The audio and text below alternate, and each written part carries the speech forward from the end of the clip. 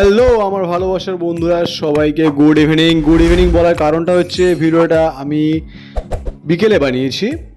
আমাদের ভিডিওটা হচ্ছে 15ই আগস্ট বানানো, বাট অনেকটা লেট আমি আপলোড করছি। তো হঠাৎ করে প্ল্যান হলো বন্ধুদের সাথে ঘুরতে যাব বোলপুর কঙ্কালীতলা, আর একটা ছোট্ট কেদারনাথ মন্দির হয়েছে সেখানে। তো বন্ধুকে নিয়ে ডাইরেক্ট বেরিয়ে গেলাম, রাস্তায় আছি। এখানে সামনে গিয়ে আরও কয়েকটা বন্ধুর সাথে দেখা হচ্ছে, সবাইকে নিয়ে একসাথে চলে যাব। চলো, যেতে যেতে কথা হচ্ছে, আরও যেতে যেতে ওদের সাথে সামনে দেখা হচ্ছে। এই যে বন্ধুর সাথে দেখা হয়ে গেল, ও গিয়ে কথা বলছে যে কোথায় আগে প্রথমে যাওয়া হবে, কি কেদারনাথ মন্দির না কঙ্কালীতলা। তো ওখান থেকে বেরিয়ে আমরা সোজা চলে আসি। বোলপুর যেতে একটা বেশ ভালোই বড় একটা ব্রিজ পড়ে। ব্রিজটাকে আমরা এক কথায় চিনি ভেদিয়া ব্রিজ নামে। আর এটি আছে হচ্ছে আমাদের যে অজয় নদী তার উপরে, মানে পুরো অজয় নদীটা কভার করছে। আর এই ব্রিজটা মোটামুটি অনেক দিনের পুরনো হয়ে যাওয়াতে একটু কন্ডিশন খারাপ আছে। তো আমরা ওখান থেকে বের হয়ে যাচ্ছে, সেটা চলে এসেছি মন্দিরে। এটা হচ্ছে বোলপুরে নতুন বানানো হয়েছে কেদারনাথ মন্দির।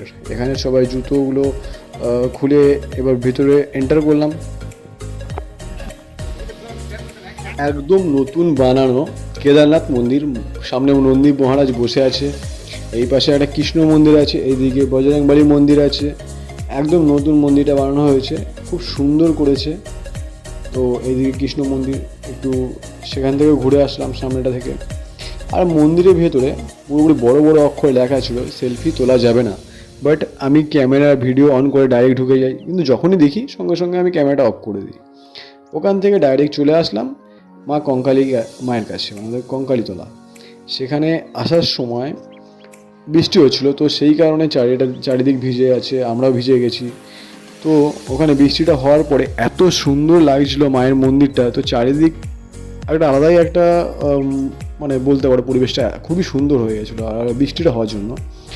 তো এইখানে মায়ের মন্দিরের সামনেটা এসে কিছুক্ষণ দাঁড়ানোর পরে, তো এখান থেকে আমরা যেখানে যাই ওখানটা হয় সন্ধেবেলায়।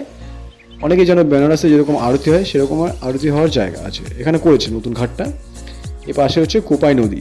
তো বন্ধুরা মিলে একটু কিছুক্ষণ এখানে দাঁড়ালাম। তারপরে এখানে শুরু হবে সন্ধে আরতি। তো সন্ধে আরতি শুরু হয়ে যাওয়ার পরে এখানে কিছুক্ষণ দাঁড়িয়ে আরতিটা আমরা উপভোগ করি।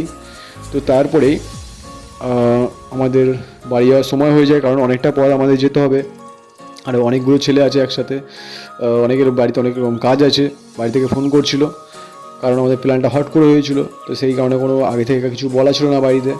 আমরা তারপরে ওখান থেকে বেরিয়ে সোজা বাড়ির দিকে রওনা দিই। তো তোমরা ভিডিওটা দেখো কেমন হয়েছে বলো, আর দেখা হচ্ছে পরের ভিডিওতে, পরের ভ্লগসে। কিছু না কিছু ভালো আসছে, তোমরা পাশে থেকো, সাপোর্ট করো। Bye, tata, take care.